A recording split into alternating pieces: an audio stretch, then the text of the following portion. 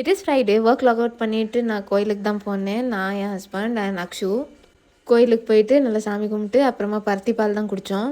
குடிச்சிட்டு அப்படியே வீட்டுக்கு வந்தாச்சு. கொஞ்சம் வெஜிடபிள்ஸ்லாம் வாங்கிட்டு இந்த கத்திரிக்காய் பார்த்தேன். ஸோ கண்டிப்பாக இந்த கத்திரிக்காய் இருக்குன்னா வேகன்காய் பருத்தா பண்ணி தான் ஆகணும்னு இந்த ரெசிபிக்காக இந்த கத்திரிக்காயும் வாங்கி வந்துட்டேன்.